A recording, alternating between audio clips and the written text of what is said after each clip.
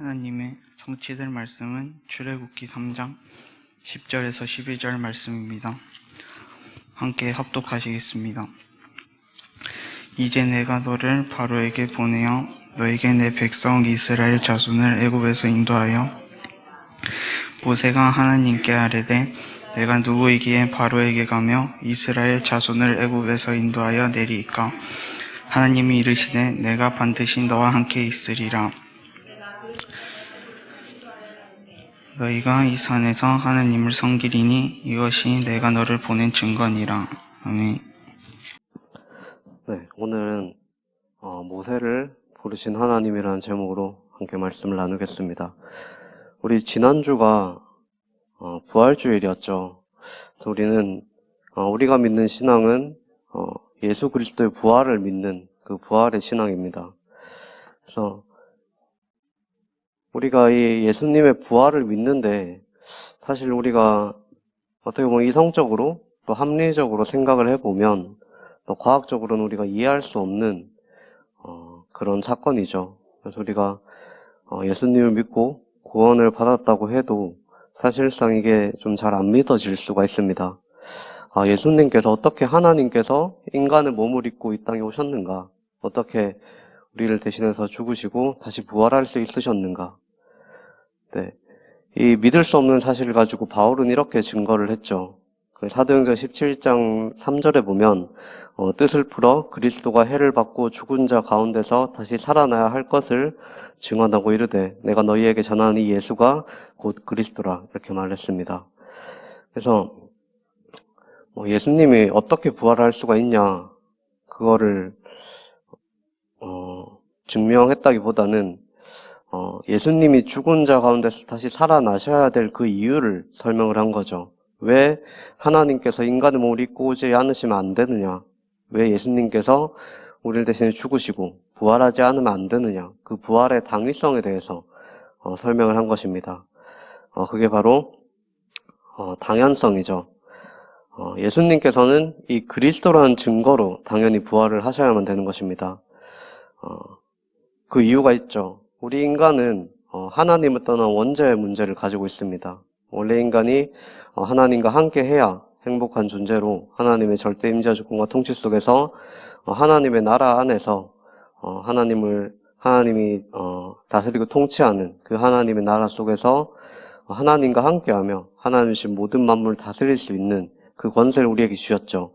그런데 문제는 그 인간과 하나님 사이에 언약이 있었습니다. 그게 바로 선악과의 언약이죠. 그래서 이 선악을 알게 한 나무의 열매는 절대로 먹지 말라. 이것을 먹는 날에는 너희가 정령 죽으리라. 이 하나님의 언약이 깨어지고 하나님을 떠날 수밖에 없는 그런 상태가 되어져 버린다는 것입니다.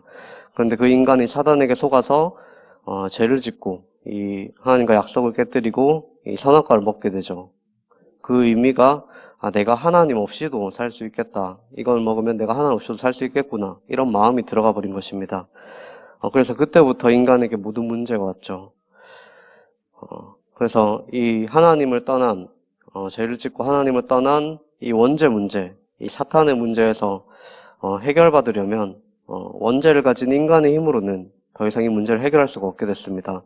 그래서 하나님께서 새로운 언약을 주셨죠. 그게 바로 창세기 3장 15절에 여자의 후손, 죄 없는 여자의 후손이 오셔서 우리 죄를 대신 해결하시고 우리를 그렇게 괴롭히던 이 사탄의 권세를 박살내시고 다시 하나님 만나는 길을 여시겠다. 그렇게 약속하신 거죠. 그래서 우리 인간은 원죄 문제를 해결하려면 죄 있는 몸으로 오면 안 되죠. 그래서 죄가 없는 분이 오셔야만 우리를 구원할 수 있는 것입니다.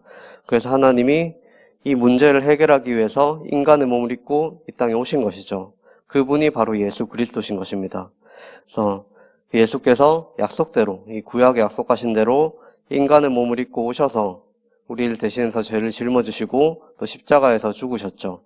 그런데 그걸로 끝나면 이 문제가 해결되지 않습니다. 이 죄와 저주와 사망의 권세에서 완전히 해방됐다는 그 증거로 우리 인간의 모든 죄와 죽음과 사망과 그 지옥 문제를 해결하시기 위해서 그 증거로 다시 부활하셔야만 되는 거죠. 그래서 이게 부활해야만 하는 당연성입니다. 그래서 또 필연성, 아까 말한 것처럼 이 인간의 근본 문제를 해결하기 위해서는 그리스도께서 우리를 위해서 반드시 죽으시고 부활하셔야만 된다는 거죠.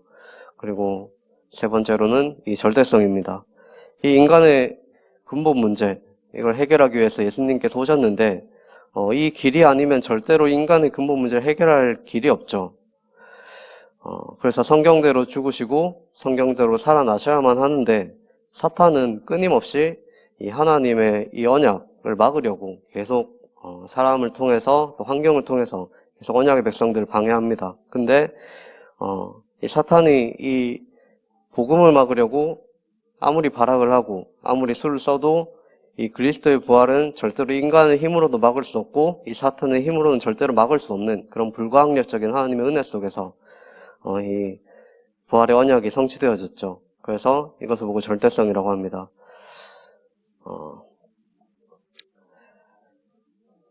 아까 말한 것처럼 예수님의 부활은 우리가 과학적으로는 믿기 힘든 그런 사건이지만 실제적으로 일어났죠. 그래서 역사적인 사건이고 또 실제적인 그런 사건입니다. 그래서 고린도전서 15장 12절에서 20절의 말씀을 보면 이제 예수님께서 우리 수준을 넘어서 부활을 하셨죠. 13절에 만일 죽은 자의 부활이 없으면 그리스도도 다시 살아나지 못하셨으리라 하고 14절에 그리스도께서 만일 다시 살아나지 못하셨으면 우리가 전파하는 것도 헛것이요 또 너희 믿음도 헛것이며 그래서 19장에 이 만일 그리스도 안에서 우리가 바라는 것이 다만 이 세상의 삶뿐이면 모든 사람 가운데 우리가 더욱 불쌍한 자이리라. 이 말이 무슨 말이냐면 예수님의 부활이 없다면 여전히 우리는 죄 가운데서 망할 수밖에 없는 그런 신분을 가진 불쌍한 존재라는 거죠. 그런데 하나님께서 우리 인간을 너무나도 사랑하셔서 예수 그리스도를 약속하셨고 예수께서 실제로 오셔서 죽으시고 부활하심으로써 우리에게 새로운 희망이 생긴 것입니다. 그래서 20절에 보면 그러나 이제 그리스도께서 죽은 자 가운데서 다시 살아나사 잠자는 자들의 첫 열매가 되었다고 했죠. 그래서 예수님이 부활의 첫 열매가 된 것입니다. 그래서 예수님이 부활의 모델인 것이죠. 그래서 우리도 마찬가지로 우리가 죽으면 끝나는 것이 아니라 우리도 이제 예수님처럼 예수님께서 재림하실 때 반드시 부활할 것이라는 그 부활의 신앙이 우리에게 있어야 됩니다. 그래서 우리가 이 땅을 살아가는 동안 낙심할 일들도 많고 여러 가지 사건들도 많이 일어나겠지만 그건 다 지나가는 일들이죠. 그래서 우리는 이 부활의 신앙을 믿고 낙심하지 말고 하나님 믿는 언약 속에서 성령의 인도 따라 살아가야 되는 것입니다. 그래서 이 부활하신 예수님께서는 지금도 성령으로 살아서 우리와 함께 하시면서 역사하고 계시죠. 그래서 지금도 우리가 예수 그리스도 이름으로 기도하기만 하면 성령께서 역사하십니다. 우리가 기도할 때 흑암 세력이 무너지고 이 저주의 세력이 꺾이게 되는 것이죠. 그래서 우리가 이 복음, 예수 그리스도의 복음을 들고 현장에 나가서 이 그리스도의 복음을 전파할 때, 이 증거할 때 성령께서 역사하시고 하나님의 나라가 임하게 됩니다. 그래서 이 마가복음 16장 19절 20절 말씀처럼 그 따르는 표적으로 놀라운 증거들을 우리에게 주시죠. 그래서 우리가 예수님께서 승천하시기 전에 우리에게 약속하신 것이 오직 성령 충만을 약속하시면서 예루살렘과 온 유대와 사마리아 땅끝까지 이 전 세계에 이 복음을 증거하는데 그냥 복음을 증거하지 않게 하시고 우리를 증인으로 세우겠다고 하십니다. 그래서 우리를 하나님의 자녀로서 그 증거를 가진 증인으로 여러분들을 세워 나가실 것입니다. 그래서 우리가 이 믿음을 회복을 해야 되겠습니다. 그래서 오늘은 모세에 대한 이야기죠. 그래서 우리가 지난번에 요셉에 대한 말씀을 들었습니다. 그래서 요셉이 이집트의 총리가 돼서 이 이집트를 구하게 됐죠. 그래서 이집트뿐만이 아니라 그 주변 국가들도 이 요셉의 지혜로 하나님께서 주신 그 지혜로 굶어 죽지 않고 또 그렇게 살 수 있게 됐습니다. 그래서 이집트와 전 세계를 구한 이 요셉으로 인해서 이 이스라엘 가족들, 이 요셉의 가족들은 그 이집트 땅에서 살게 됐죠. 그래서 고센 땅이라는 지역에서 살면서 크게 번성을 합니다. 그래서 시간이 흘러서 이제 이 이스라엘의 가족들은, 이 후손들은 큰 민족을 이루게 됐죠. 그래서 이게 바로 창세기 12장에 하나님께서 아브라함에게 주신 그 언약의 성취인 것입니다. 내가 너로 큰 민족을 이루게 하겠다. 이 언약이 성취된 것이죠. 그런데 이 이스라엘 백성들에게 위기가 찾아오게 됩니다. 이 요셉을 알지 못하는 새 왕이 이제 시간이 흘러서 나타나게 됐죠. 그래서 요셉을 알지 못하는 새 왕이 이제 왕이 돼서 이제 이스라엘 자손들을 괴롭히기 시작한 것입니다. 그래서 이 왕조가 바뀌면서 이전 왕조로부터 혜택을 받았던 이스라엘 백성들이 이 새 왕의 입장에서는 어떻게 보면 좀 위협 세력으로 보인 거죠. 그래서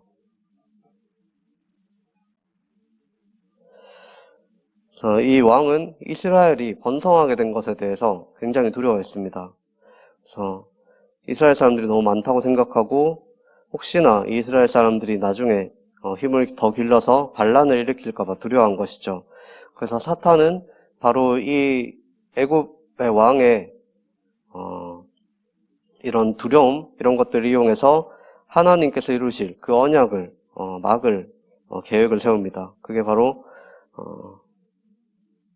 그 이스라엘 첫 번째로는 이제 이스라엘 사람들을 노예로 만들었죠. 그래서 이스라엘 사람 노예로 만들어서 이스라엘 그 애굽의 건축물들을 짓게 하고 또 무거운 짐을 나르게 하고 이제 벽돌로 이제 도시를 만들게 했는데 그런 억압과 핍박에도 불구하고 이스라엘 백성들은 날이 갈수록 이제 더욱더 번성을 하게 됩니다. 그래서 결국에는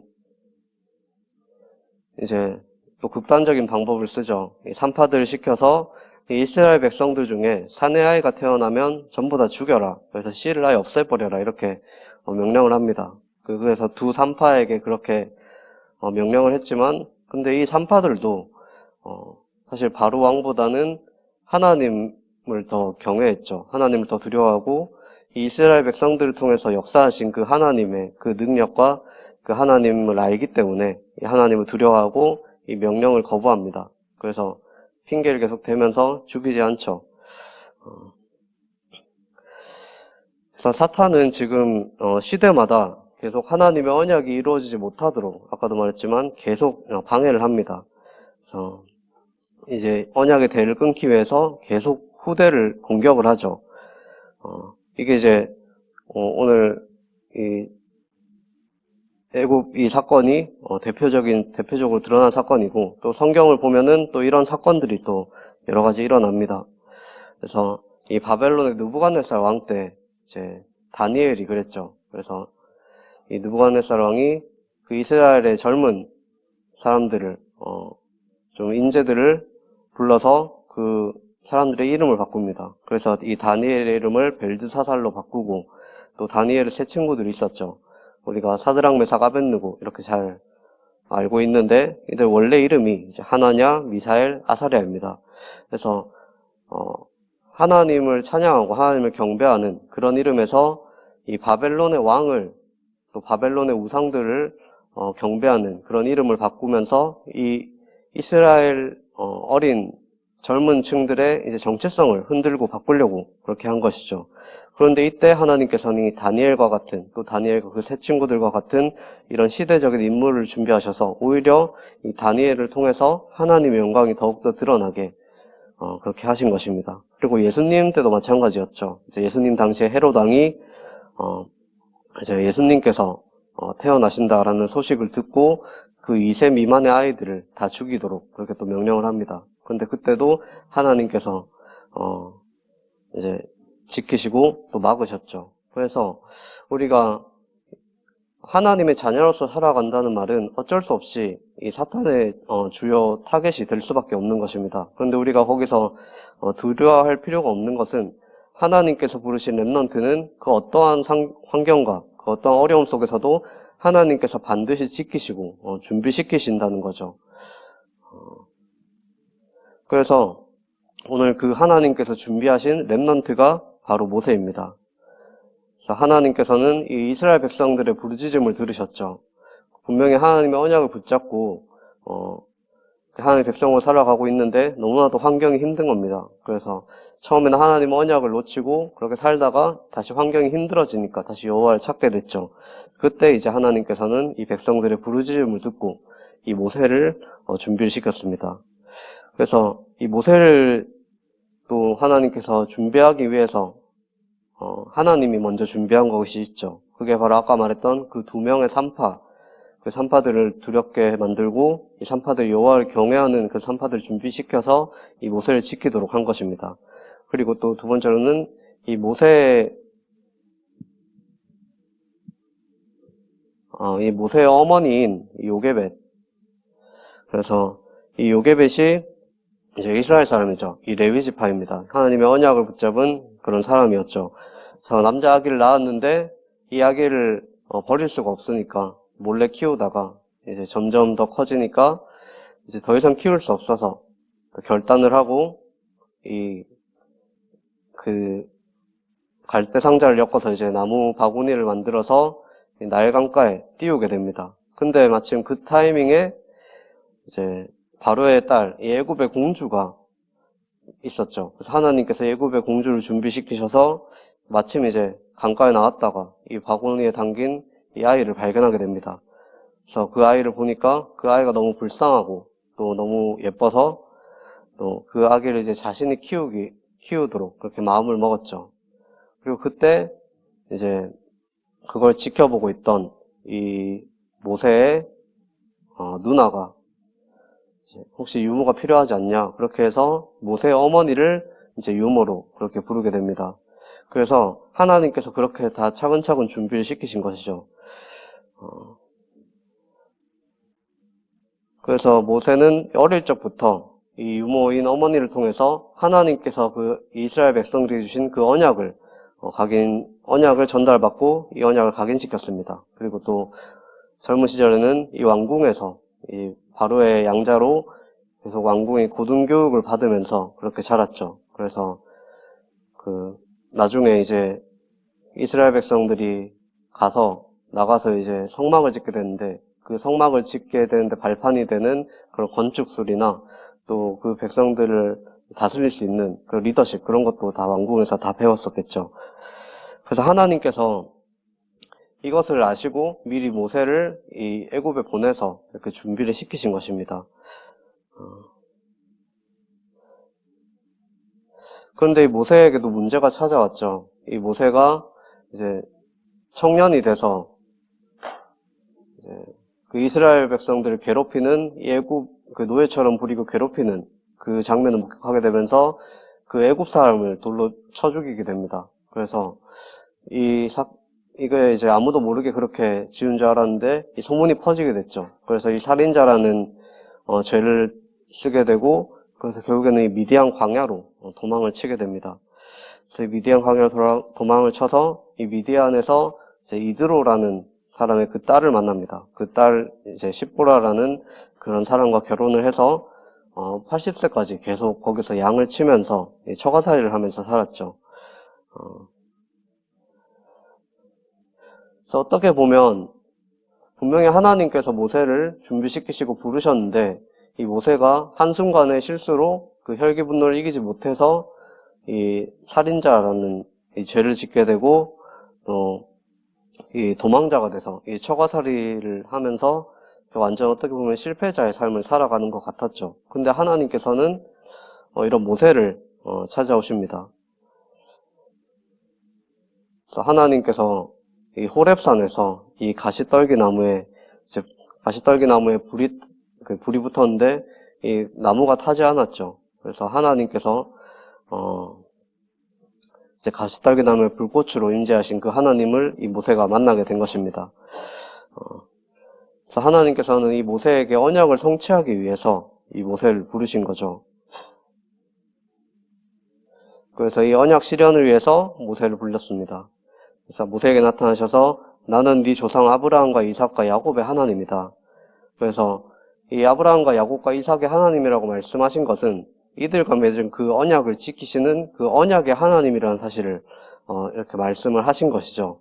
우리가 이 언약에 대해서 너무나도 많이 들어서 알고 있습니다. 그 언약이 그 아브라함이 주신 그 언약, 아브라함의 후손들을 통해서 큰 민족을 이루고 한 나라를 세우겠다. 그런데 그냥 한 나라, 단순한 나라가 아니라 이 하나님의 복으로 살아가는, 하나님 주신 복으로 살아가는 그런 이 서밋의 나라, 그것을 세울 것이다. 그래서 이 내가 네 이름을 창대하게 하리라. 그렇게 말씀하셨죠. 그래서 너희가 서밋이 돼서, 영적인 서밋이 돼서 그 땅의 모든 족속에게 복을 전하게 될 것이다. 이 복음을 전하게 될 것이다. 그렇게 말씀을 하셨죠. 그래서 네 후손으로 말미암아 천하 만민이 복을 받게 될 것이라는, 그래서 전 세계에 이 복음을 전달하는 그런 나라로 세우겠다. 그렇게 약속하신 이 언약의 실현을 위해서 하나님께서 모세를 찾아오신 것입니다. 그래서 이 언약은 지금도 계속 실현되어지고 있죠. 예수 그리스도께서 십자가에서 우리 모든 문제를 단번에 해결하시고 이 언약을 성취하셨습니다. 그래서 지금도 이 언약을 또 완성하시는 일에 우리를 사용하고 계시죠. 그래서 하나님께서 혼자서 이 언약을 성취하시는 것이 아니라 이 언약을 성취하시는 일에 우리를 부르셔서 우리에게 계속 미션을 주시는 것입니다. 그래서 이 모세에게 찾아오셔서 이 미션을 주셨죠.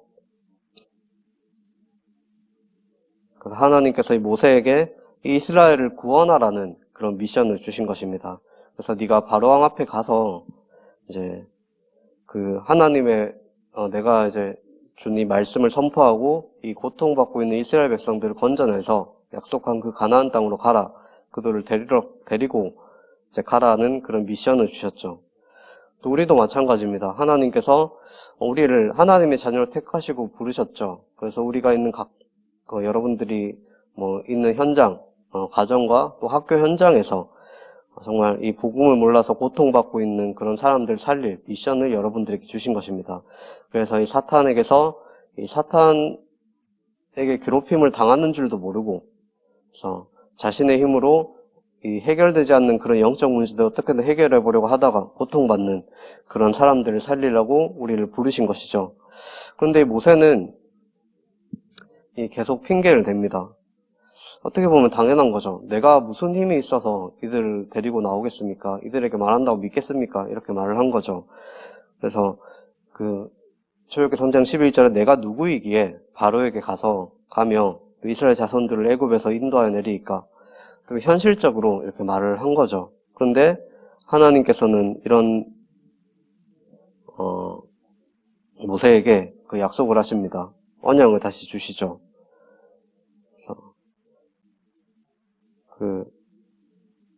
이제 나는 무능해서 할 수 없다라고 말한 그런 모세에게 하나님께서 내가 너와 반드시 함께 하겠다. 내가 그 백성을 애굽에서 인도하여 낸 후에 너희가 이 산에서 하나님을 섬기리니 이것이 내가 너를 보낸 증거니라. 이렇게 언약을 주셨죠.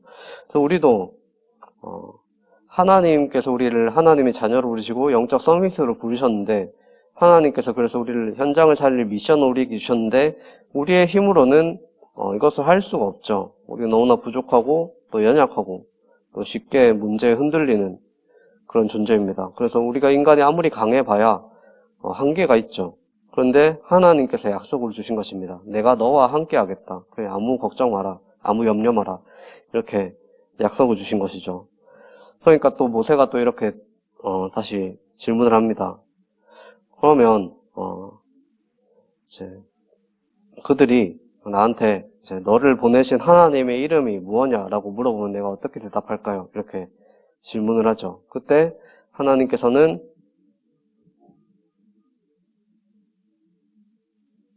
아까 내가 너와 함께 하겠다 약속을 하시고, 하나님께서 그때 이제 스스로 있는 자라고 말해라 이렇게 합니다. 그래서 그들이 하나님의 이름을 물어볼 때 스스로 있는 자, 이 언약 스스로 있는 자라는 것은 어떤 분이냐? 그래서 이 스스로 있는 자라는 말이 사실 엄청난 말인 거죠. 그래서 우리가 어떻게 보면 우리는 스스로 있는 자는 아닙니다. 그래서 우리가 살아가기 위해서 많은 것들이 필요하죠.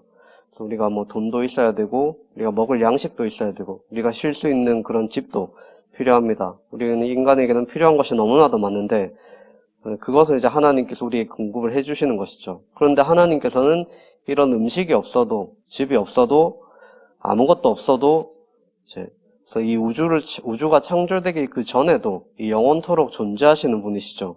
그래서 하나님께서 못하시는 것이 없고 또 안 계실 어디든 항상 계시며 모든 것을 할 수 있으십니다. 그래서 우리의 머리로는 이해하지 못하는 그런 스스로 있는 자. 그래서 이 스스로 존재하는데 필요한 것을, 모든 것을 가지고 계신 이런 자존자라는 뜻이죠. 그래서 이분께서 이 스스로 있는 자가 보냈다고 해라. 이 말이 이제 엄청난 말인 거죠. 그래서 부족할 것이 없고, 전혀 실수 없으신 그런 하나님이시라는 것입니다. 근데 이 모세는 또 여전히 믿지 못했죠. 그래서 이제 모세는 이제 사실 어떻게 보면은 이제 광야로 가게 되면서 하나님의 언약을 붙잡았지만 이 광야로 가게 되면서 모든 자존감들이 많이 무너져 있는 상태입니다. 그래서 나도 못합니다. 계속 이렇게 말을 하면서 만약 이스라엘 백성들이 내 말을 믿지 않거나 따르지 않으면 어떻게 해야 됩니까? 또 이렇게 질문할 때 이런 모세를 위해서 하나님께서 이제 모세에게 증거를 주셨죠. 이제 지팡이를 땅에 던지라고 하면서 던졌을 때 그 지팡이가 뱀으로 변하고 그 지팡이의 꼬리를 잡았을 때 다시 지팡이로 변하는 그런 증거를 보이시면서 그리고 또 그 손을 이제 품에 넣었다가 뺐을 때 이 손이 이제 나병 환자처럼 이제 문두병처럼 그렇게 됐다가 다시 넣었다가 뺐을 때 다시 손이 원래대로 돌아오는 그런 어떻게 보면 기적 같은 그런 일들을 보여주시면서 이것을 통해서 이걸 보여주면 그 사람들이 그들의 조상이 하나님이 너에게 나타나셨음을 믿을 것이다. 이렇게 증거까지 보여주셨죠. 그런데 모세는 또 여전히 두려워합니다. 그래서 또 모세는 자기가 말을 잘 못한다고 생각을 했죠. 그래서 나는 말을 잘 못하기 때문에 혀가 뻣뻣해서 가면은 하나님 언약을 받긴 받았는데 그들에게 말을 못할 것 같습니다. 이렇게 얘기를 하죠. 근데 이제 이때 이제 하나님께서 또 이렇게 말씀하셨습니다. 누가 사람의 입을 지었느냐? 입을 만든 자가 누구냐? 내가 아니냐? 내가 네 입과 함께 해서 너에게 할 말을 주겠다. 할 말을 가르치겠다. 이렇게까지 말을 하는데 이 모세는 그래도 못 가겠다. 이렇게 계속합니다. 하나님 입장에서는 짜증날 수도 있는데 짜증내지 않으시고 이제 아론을 준비시켜 주셨죠. 그러면 내가 네 형인 아론을 붙여주겠다. 네 형 아론이 말을 잘하니까 네가 아론에게 말하면 이 아론이 네 말을 듣고 그 사람들에게 행할 일들을 가르칠 것이다. 이렇게까지 말을 합니다. 그래서 이렇게까지 되니까 이제 모세는 거부할 수가 없죠. 하나님께서 이렇게까지 준비하셨구나. 하나님께서 하시겠구나. 이런 확신이 든 것입니다. 그래서 결국은 이 모세는 이제 이집트로 떠나게 됐죠. 그래서 거기 가서 이제 이스라엘 모든 장로들과 이 지도자들을 불러서 하나님이 하시려는 일들을 설명을 하고 그때 이제 이스라엘 백성들이 모세의 말을 믿고 하나님께 감사를 했습니다. 그래서 모세를 보면 그때 당시에 이제 나이도 많고 살인자라는 그런 타이틀도 있고 그래서 많은 자신감들이 떨어진 상태였죠.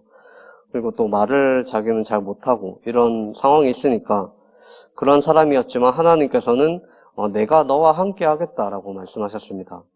그래서 여러분들도 마찬가지입니다. 내가 뭔가 부족하고 연약하고 할 수 없을 것처럼 보이지만 내가 어떻게 영적 서밋이야 이렇게 생각할 수도 있겠지만 하나님이 우리와 함께 하신다면 우리는 이 세상 살리는 영적인 서밋인 이미 영적인 서밋인 것입니다. 그래서 여러분들을 영적 서밋으로서 하나님께서 모든 것을 준비시키시고 인도해 나가시는 것이죠. 그래서 이 사실을 우리가 믿고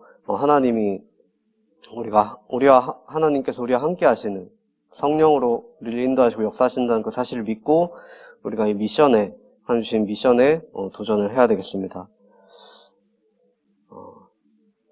그래서 하나님께서 우리를 영적 서밋으로 부르셨는데 이 영적 서밋이라는 말은 우리를 이 땅을 살릴 리더로 부르셨죠. 그런데 그냥 리더가 아니라 이 성경적인 리더로 우리를 부르신 것입니다. 그래서 지금도 이 사탄은 이 세상의 문화를 통해서 또 여러 가지 일들을 통해서 이 계속해서 복음이 들어가지 못하도록 많은 미디어나 많은 이미 문화들을 많이 장악을 하고 있죠. 그래서 계속 틀린 복음이 아닌 이제 틀린 사단의 것들을 계속 심어 나가고 있습니다. 그런데 하나님께서 예비하신 렘넌트는 이런 상황들 가운데서도 하나님께서 지키신다는 거죠. 그래서 하나님께서 어떤 위기가 와도 여러분들을 지키시고 준비시켜 나가실 것입니다. 그래서 이 복음이 점점 희미해져가는 이 시대에, 이 위기 시대, 재앙 시대 때 하나님께서 모세를 택하시고 준비시키신 것처럼 하나님은 여러분들을 이 시대의 재앙을 막을 영적 서밋으로 부르시고 준비를 시키신다는 것이죠. 여러분들이 지금 이 언약의 여정 속에 있는 것입니다. 그래서